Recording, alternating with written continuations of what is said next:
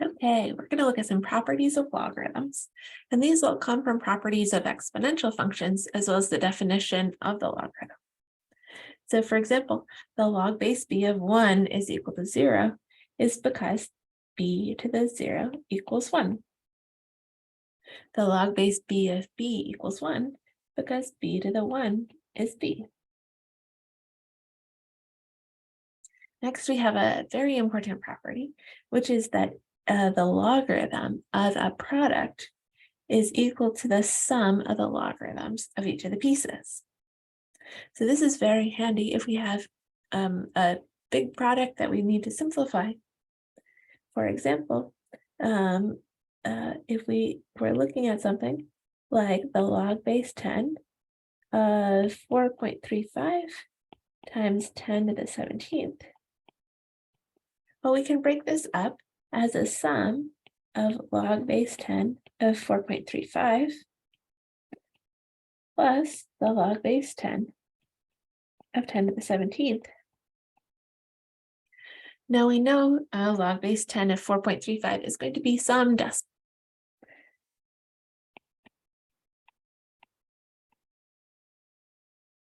And we know that the log base 10 of 10 to the 17th is just equal to 17. And so this was our second since the Big Bang. Okay, so it lets us break down products in this way. Let's take a look at an application of this. If we had the log base 6 of 9 plus the log base 6 of 4, okay, we can go either way, either taking a sum of logarithms and combining the inside so that they multiply together, or if we had something that was written as a product on the inside, we could break this apart into two logarithms. Okay. So here we have a sum of logarithms when their coefficients are both equal to 1, so there's nothing out in front, and they have to have the same base. Here, 6 and 6 match. So we can combine this into a single logarithm by multiplying together those insides. So this is log base 6 of 9 times 4, or the log base 6 of 36. 36 is 6 squared, so log base 6 of 36. This is saying 6 to the what gives me 36. Of course, that's equal to 2. Okay. And so we didn't really know log base 6 of 9, and we didn't really know log base 6 of 4, but we were still able to simplify this sum and produce an answer. Okay, now where does this come from? So I said everything comes from exponential functions. We're going to let x be equal to b to the k and y equal b to the l. Then that's going to mean that x times y is b to the k plus l.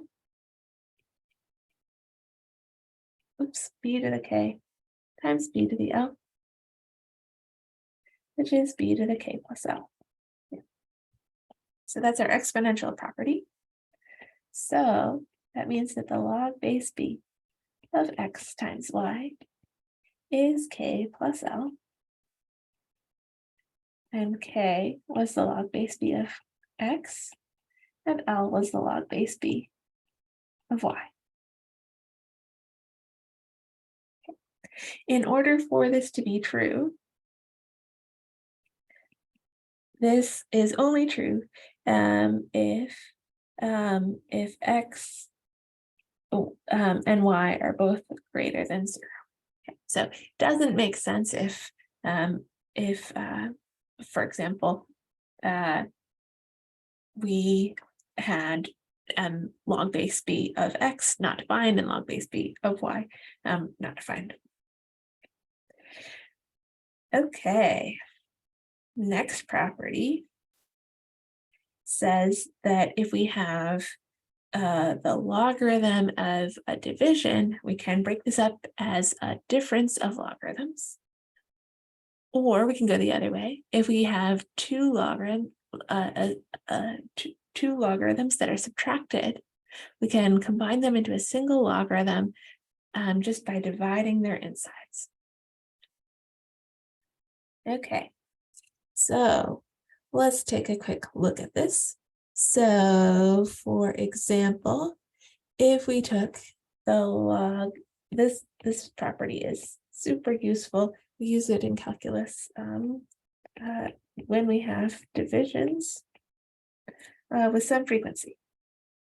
So if you have the log base 3 of 5x over 27, and we say, oof, fractions are not our bag, this lets us break this up as the log base 3 of 5x minus the log base 3 of 27. And then hopefully we can simplify these pieces a little bit more on their own. The log base 3 of 27 is equal to 3. Okay. So this is one way of expanding so that we have more pieces, but they're kind of smaller and more bite-sized. We can also combine with this property.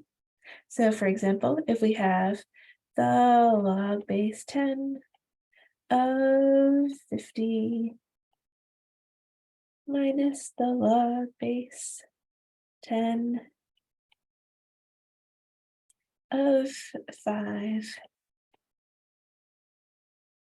we can simplify this as the log base 10 of 50 divided by 5 by the log base 10. So that's just equal to 1. All right, and this follows the same sort of rules. If we let x be equal to b to the k, and y be equal to b to the l, then x over y is b to the k over b to the l. And so this is equal to the b to the k minus l.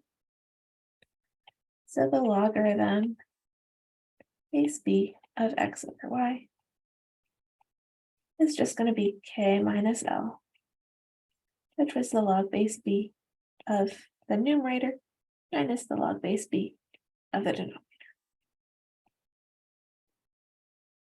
Okay. All right, so logarithms, great for turning products on the inside into sums on the outside, quotients on the inside into differences on the outside. Okay, one last one.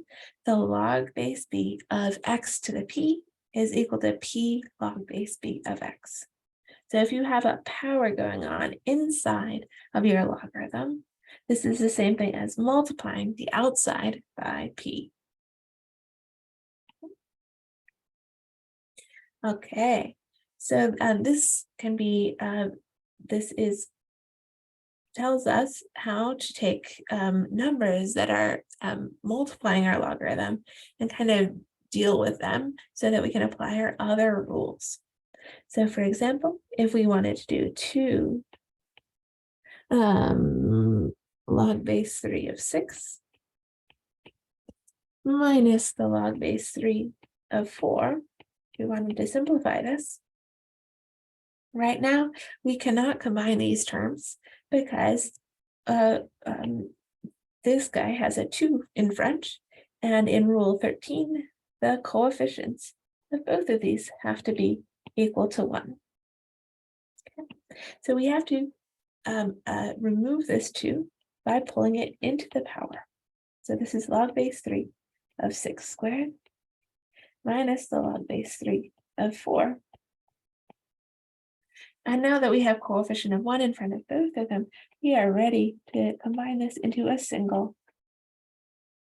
term. So 6 squared is 36 divided by 4 gives us the log base 3 of 9, which is equal to 2.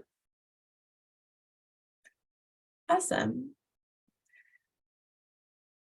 This can also be super useful if we're taking something like the log base 10 of x to the 100th go like, oh no, dealing with a big power, that's no fun. This 100 can just be pulled straight out front, just as a factor. So this is 100 log base 10 of x. All right, okay, well, let's see where this is from. Again, we're going to let x be equal to b to the k. Then x to the p is b to the k to the p. From our exponent rules, we know this is equal to b to the kp.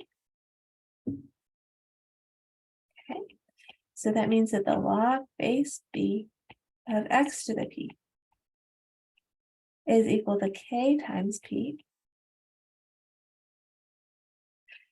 Remember that k was the log base b of x.